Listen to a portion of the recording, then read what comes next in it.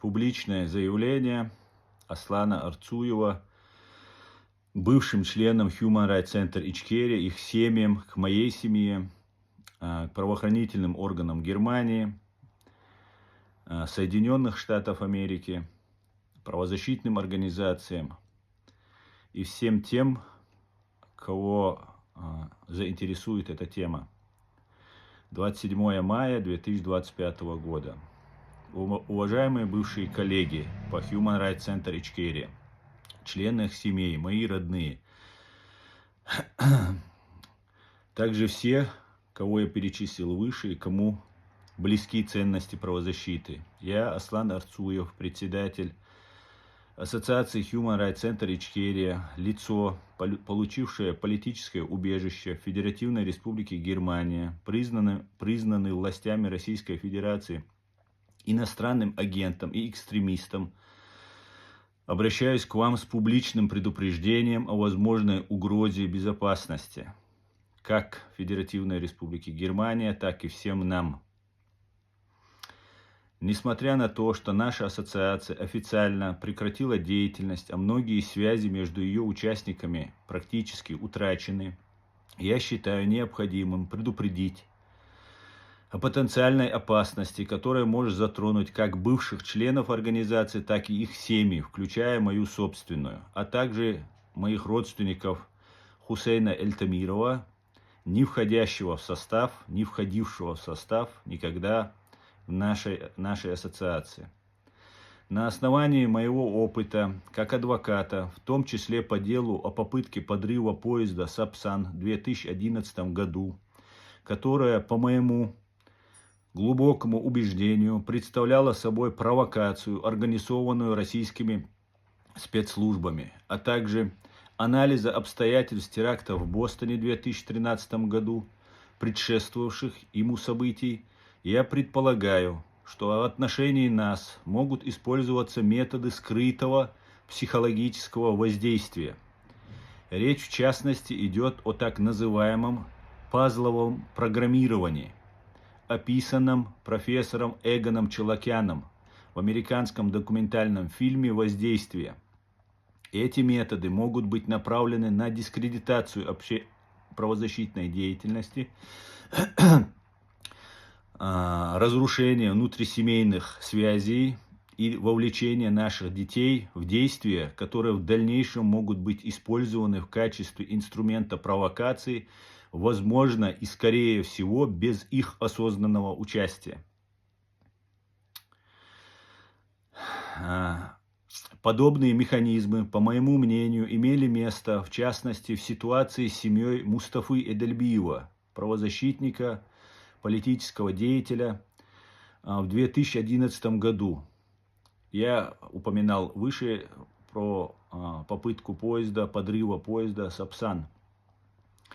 Его сын Мансур не был вовлечен в радикальную деятельность, не знал о планах других и не имел отношения к их действиям. Он просто играл в футбол со своими ровесниками, среди которых впоследствии оказались лица, втянутые в радикальные группы. Тем не менее, он стал жертвой, по сути, случайной и получил 18 лет лишения свободы в России, в Москве был суд. Этот случай – яркое свидетельство того, как даже поверхностные социальные связи могут быть использованы для фабрикации обвинений и разрушения судеб. Особую обеспокоенность вызывает деятельность русскоязычного психолога Элеоноры Валь, проживающей в Гамбурге. По имеющимся у меня данным, она может быть связана с подобного рода манипуляциями. Отдельно отмечу, что ее бывший зять Дмитрий Ковтун находился в ее доме незадолго до выезда в Лондон, где произошло отравление радиоактивным полонием-210 Александра Литвиненко. Следы полония нашли в ее доме. Лица, поддерживающие с ней контакт, могут находиться в зоне особого риска. В связи с вышеизложенным я настоятельно рекомендую следующее: проверить круг общения несовершеннолетних своих детей, Убедитесь, что ваши дети не поддерживают регулярных контактов с лицами, чье поведение или происхождение вызывает подозрения, особенно в интернете. Временная приостановка участия в спортивных секциях, неформальных группах или уличных играх может быть оправданной мерой предосторожности. Я, например, запретил своим детям посещать все секции, а также пытаюсь полностью контролировать их круг общения. Заставил удалить их все социальные сети в интернете, с телефона. Обратите внимание, и это очень важно, на семейную атмосферу. Неожиданные конфликты, резкие изменения в поведении детей, раздражительность, замкнутость, а также попытки ухода из дома или демонстративное непослушание могут быть признаками внешнего воздействия. Будьте внимательны и фиксируйте подобные случаи. Избегайте контактов с подозрительными лицами и также не давайте этих возможностей для контакта ваших детей. Временно, хотя бы временно. При попытках установления контакта со стороны лиц или уже с вами, возможно, установили эти контакты, потенциально связанных с российскими структурами, либо с радикальными элементами, что практически всегда одно и то же, воздерживайтесь от любого взаимодействия. Временно контролируйте интернет-активность детей, включая посещаемые сайты.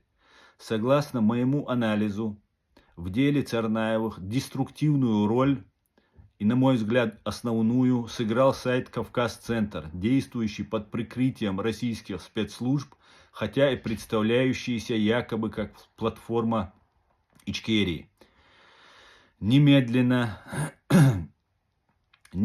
сообщать о признаках угрозы в случае подозрительных событий, неожиданных визитов, странных обращений за помощью, появления новых неясных знакомых. Немедленно обращайтесь в полицию Германии, телефон 110, или Федеральное ведомство по охране Конституции, Bundesamt für Verfassungsschutz. Я уже официально проинформировал компетентные органы ФРГ о признаках возможной провокации в отношении меня и моих близких людей, потому что основной целью являюсь я. Целью провокации российских спецслужб. Прошу вас вести по возможности журнал наблюдений, фиксировать даты, обстоятельства подозрительных инцидентов. Такая документация будет очень важна в случае развития событий. Наша правозащитная деятельность, направленная на защиту демократии, прав и свобод, сделала нас объектом преследования.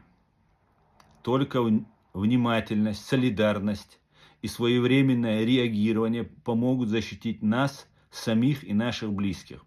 Если вы располагаете сведениями о рисках, попытках манипуляций, изменениях в поведении детей, признаках дестабилизации или подозрительных контактах, прошу сообщить об этом в правоохранительные органы ФРГ с приложением настоящего заявления. Не думайте, что какие-то ссоры, склоки в семье – это случайность. В окружении меня это слишком много раз произошло, что я уже перестал верить в случайности. Происходят разные провокации и манипуляции. Друзья, я вас прошу быть очень внимательным и не поддаваться на их провокации. С уважением, Аслан Арцуев, 27 мая 2025 года.